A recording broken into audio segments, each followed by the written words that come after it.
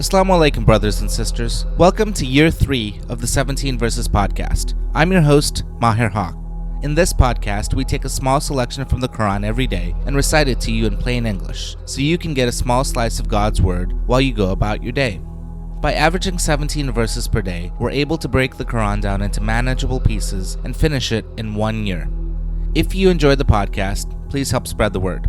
Tell your friends and family, subscribe in iTunes or Stitcher, and write us a review. Today's selection is from Surah 79, An-Nazi'at, or Those Who Tear Out, verses 1 through 26. These verses talk of the end times, when the righteous and the wicked will face the ultimate judgment of God. Plus, there's a lesson about arrogance from the time of Moses and the Pharaoh of Egypt. Tafsir for this selection draws the conclusion in verse 6, which is set up by the first 5 verses of this selection. Bismillah ar-Rahman ar-Rahim. In the name of Allah, most gracious, most merciful. By those angels who tear out the souls of the wrongdoers, and those who gently draw out the souls of the righteous, and those who glide about swiftly through space, then speed headlong to carry out the commands of God, and those who regulate the affairs of the world. The day on which the quake shall cause a violent commotion will be followed by another violent commotion. And on that day, hearts shall be pounding with terror, and sight shall be downcast.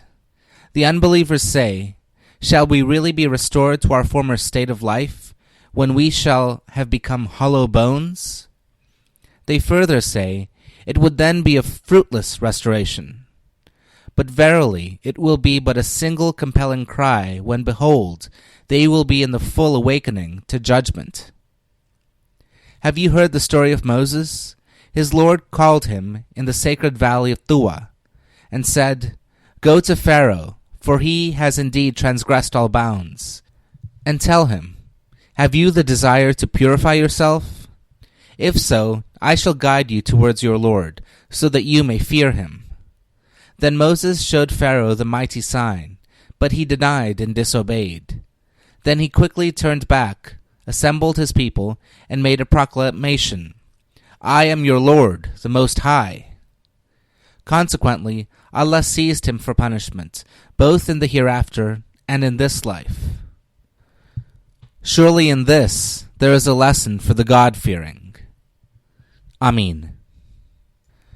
Now concerning the conclusion in verse 6, drawn from the first 5 verses of the surah, quote, the evidence of the wonderful working of the spiritual world having been invoked in the first 5 verses, the conclusion is now drawn and stated. It is certain that one great day, to be taken in a spiritual sense as the day of account, the whole world as we now see it in our life will be in violent revolution. It will be like an earthquake destroying all landmarks, but that will affect only things subject to change. They will suffer violent convulsions as a preliminary to their disappearance. But Allah and His divine order will not change. His face abides forever, full of majesty, bounty, and honor. Unquote. Thank you. This concludes today's episode of the 17 Verses podcast. I hope that this selection helps increase your understanding of the Holy Quran just a little bit. If you like the podcast, you can subscribe in iTunes or Stitcher and write us a review. Or you can grab the RSS feed and put it into your own podcast app.